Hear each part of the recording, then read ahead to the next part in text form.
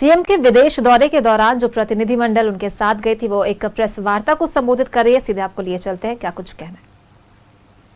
डीपीआईटी के डायरेक्टर महोदय आपको उपलब्ध कराएंगे।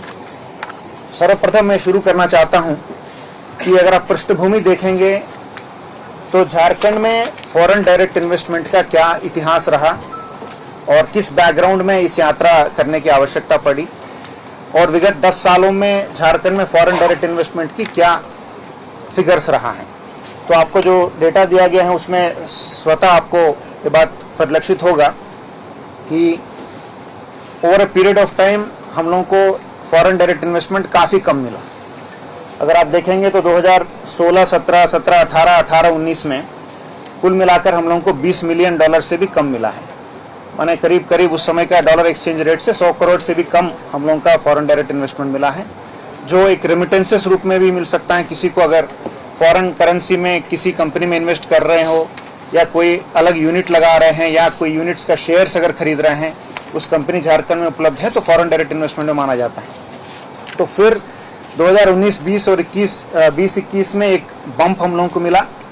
तो डीपीआईटी के जो स्टैटिस्टिक्स हम लोगों को जो मिला है भारत सरकार का, उसके अनुसार दोनों सालों में करीब करीब हम लोगों को 13,000 करोड़ फॉरेन डायरेक्ट इन्वेस्टमेंट मिला। तो इसमें ये भी सूचना हम लोगों को मिल रही है कि एक कंपनी के द्वारा इन्वेस्टमेंट किया गया है। संभवतः कुछ फॉरेस्ट इश्यूज के कारण वो माइनिंग सेक्टर में इन्वेस्टमेंट था, वो प्रोजेक्ट हम लोगों का धरातल पे नहीं उतर पाए। इसके और डिटेल्स आपको डीपीआईटी से मिल पाएगा। तो अभी मैं बता सकता हूँ कि 2019 से लेकर 24 तक केवल 2019, 20, 20-21 का एक इन्वेस्टमेंट छोड़कर कोई बड़ा इन्वेस्टमेंट हम लोगों के राज्य में नहीं आया है। तो ये दोनों अगर इन्वेस्टमेंट देखेंगे तो वो बड़े इन्वेस्टमेंट के कारण ओवरऑल नंबर्स में हम लोगों का 8वां रैंक मिला है पूरे देश में। लेकिन अगेन आप नोटिस करेंगे तो 2021-22 और 22-23 और 23-24 में अगेन हम लोगों का जो पूर्व का जो रेट रहा उसी रेट पे हम लोग आ गए हैं।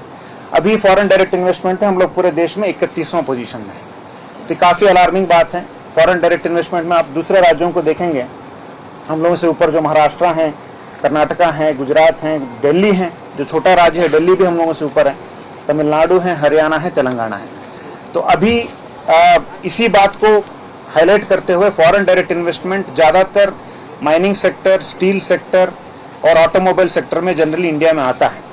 ये तीनों सेक्टर में पूरे देश में हम लोग ज़्यादा कंट्रीब्यूट करने के बावजूद हम लोगों के राज्य में फॉरेन डायरेक्ट इन्वेस्टमेंट कम आ रहा था।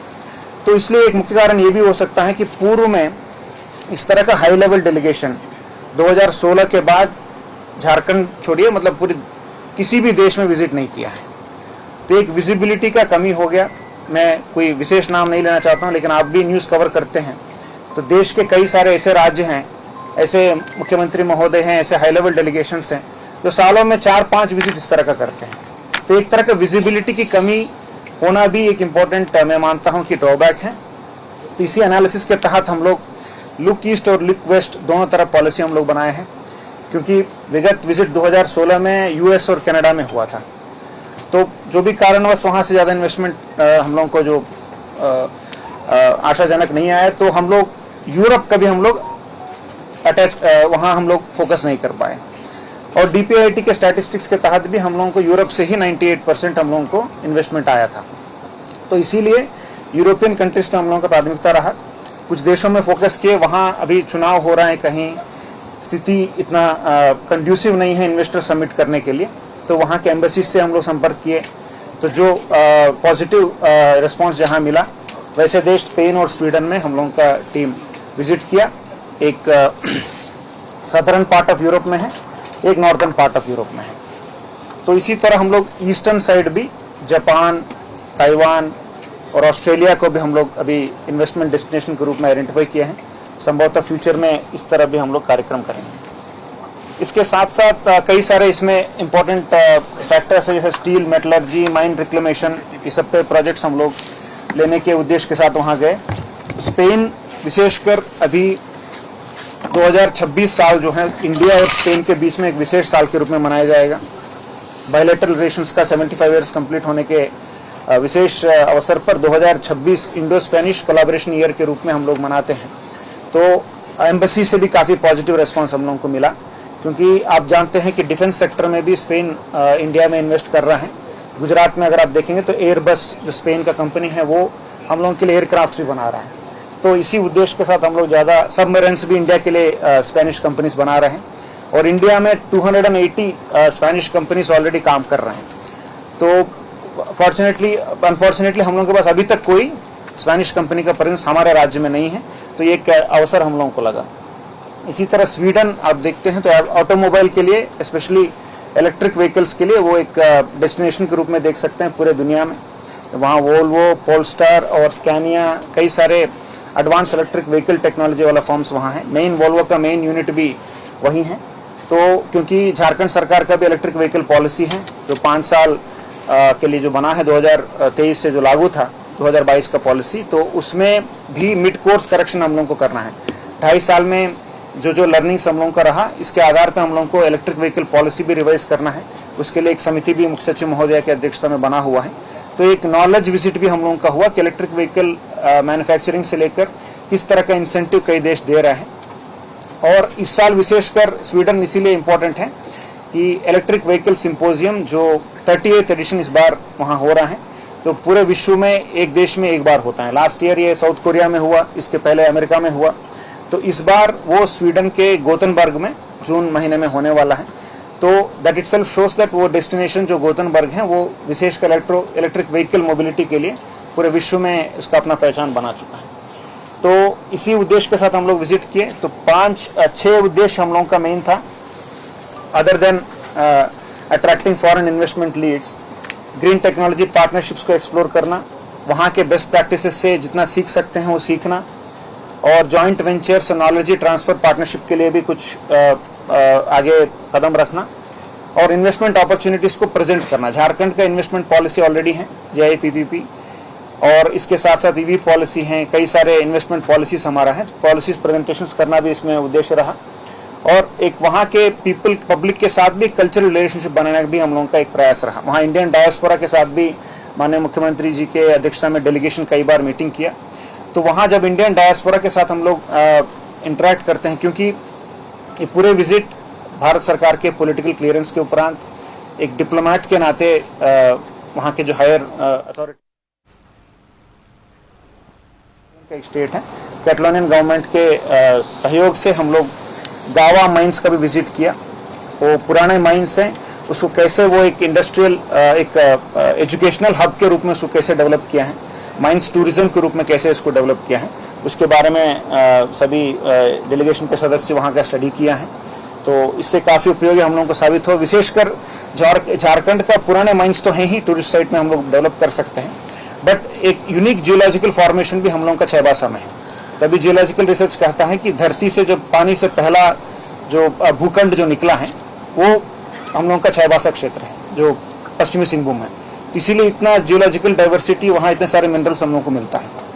तो उसी पे मुख्यमंत्री महोदय भी यही किए कि उसमें क्या हम लोग कोई ऐसा जियोलॉजिकल म्यूजियम डेवलप कर सकते हैं जिसमें इस तरह का हम लोग एक इन्वेस्टमेंट करते हुए। तो इस पे कुछ अच्छा वहाँ लर्निंग हम लोगों को मिला।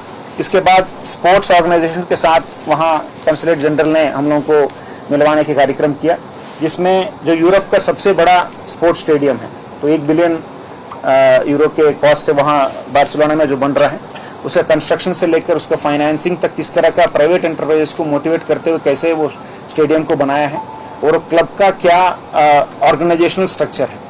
जैसे हम लोगों को भी JSCA हैं, कई सारे स्पोर्ट्स ऑर्गेनाइजेशंस हैं, उसमें किस तरह का उन लोगों का जो गवर्नेंस व्यवस्था है, कैसे बोर्ड बनता है, बोर्ड कैसे फाइनेंसिंग रेज करता है, कैसे स्पोर्ट्स इंफ्रास्ट्रक्चर डेवलप करते हैं, वहाँ से लेकर यहाँ का जो टैलेंट है, क्योंकि बारसा का ऐसा है कि वो हॉकी में भी उनका टीम्स है, वुमेन टीम है, कई सारे स्पोर्ट्स में उन लोगों का कोचेस रहते हैं।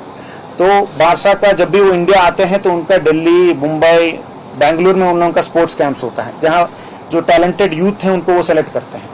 तो इस बार हम लोग विशेषकर अनुरोध किया, क्योंकि एक सेंटर एस्टेब्लिश करने के लिए काफ़ी स्ट्रांग रिलेशन होना चाहिए, बार बार हम लोगों का विजिट्स होना चाहिए वहाँ। तो पहला विजिट हुआ तो हम लोग कम से कम एक कैंप हम लोगों का रांची में ऑर्गेनाइज करने के लिए उनसे अनुरोध किए, तो बारसा भी पॉजिटिवली रिस्पॉन्ड किया। इसके बाद हम लोग यहाँ से लीड लेकर हम लोग उनसे अप्रोच करेंगे। बार्सिलोना का ही एक फेमस फुटबॉल टीम है RCD एस्पेनियोल, तो डायरेक्टर स्पोर्ट्स भी आपको डिटेल में बताएंगे। उन्होंने हम लोगों के अनुरोध तो मानते हुए हमारे कोचेस को ट्रेन करने के लिए एक MOU साइन करने के लिए लेटर ऑफ इंटेंट भी हम लोगों को दिया है। तो मैं मानता हूं कि ये स्पोर्ट्स डेवलपमेंट और टैलेंट दोनों, मतलब इंफ्रास्ट्रक्चर और टैलेंट दोनों को डेवलप करने के लिए एक अच्छा कदम है। इसके उपरांत हम लोग बार्सिलोना में फिर इन्वेस्टर्स मीट किए, विशेषकर इंडियन डायस्पोरा के साथ। कई सारे इंडियन ओरिजिन के व्यक्ति वहाँ काफ़ी सक्सेसफुल CEOs के रूप में काम कर रहे हैं, स्पेशली मेडिटेक फार्मास्यूटिकल्स में काम कर रहे हैं और IT सेक्टर में काम कर रहे हैं और इनोवेशन के साथ डिस्कस कर रहे हैं। तो अगर उसको आप मैच कर पाएंगे तभी हम लोग वहाँ इन्वेस्ट करेंगे। बट इन प्रिंसिपल हम लोगों को लेटर ऑफ इंटेंट वहाँ से मिला है। तो हम लोगों का, क्योंकि हमारा भी इंसेंटिव पॉलिसी जो है वो सभी कंपनीज के लिए बराबर है, एक विशेष कंपनी के लिए हम लोग अपना ट्वीक नहीं कर सकते हैं। तो हम लोगों का भी अपना लिमिटेशंस है, लेकिन वो नेगोशिएशंस चलेंगे जब तक वो हमारे इंसेंटिव पॉलिसी के अंतर्गत अगर वो फिट करते हैं तो उसका इन्वेस्टमेंट हम लोग राज्य में ला सकते हैं। ये बैटरी मैन्युफैक्चरिंग है, तो छोटा बैटरी से चाइना से इंपोर्ट करके बड़ा बैटरी मैन्युफैक्चरिंग सिस्टम्स तैयार करते हैं, जो हमारे जो कंपनीज हैं स्मॉल एंड मीडियम एंटरप्राइज से उनके एक बैकअप के रूप में वो बैटरी सिस्टम्स काम करेंगे। इनका कहना है कि इनको टाटा कंपनी से भी एक बड़ा ऑर्डर एक मिला है, तो that's why they are interested to venture in Jharkhand और some other state, they are not disclosing which state. So ये कंपटीशन आप समझ भी रहे हैं कि राज्यों के बीच में भी कंपटीशन रहता है, तो इसीलिए हम लोग वो भी इन प्रिंसिपल हम उनका लेटर ऑफ इंटेंट को रिसीव किए हैं, बट विल सी क्या इसमें डिस्कशन हम लोग कर सकते हैं। इसी के साथ साथ कैटलोनियन गवर्नमेंट, वहाँ के जो हमारे राज्य के लिए गवर्नर साहब होते हैं महोदय, तो राज्यपाल महोदय के तरह वहाँ कैटलोनियन गवर्नमेंट में भी एक वहाँ के प्रतिनिधि होते हैं सेंट्रल गवर्नमेंट के, तो उनके ऑफिस के सभी पदाधिकारी, इसी के साथ साथ वहाँ के कई सारे मिनिस्टर्स भी माननीय मुख्यमंत्री महोदय के साथ मुलाकात किए। उनका भी यही रहा कि नॉट जस्ट झारखंड, माननीय मुख्यमंत्री जी भी पूरे देश को एक इन्वेस्टमेंट डेस्टिनेशन के रूप में डेवलप करने के लिए उनसे अनुरोध किया। At the same time Jharkhand को विशेषकर प्राथमिकता देने के लिए उन्होंने अनुरोध किया। इसके बाद वहाँ के चैम्बर ऑफ कॉमर्स भी प्रतिनिधि भी मुख्यमंत्री जी से अपॉइंटमेंट लेकर उनसे मिले हैं, तो उनका भी यही रहा कि एक लगातार एक संपर्क।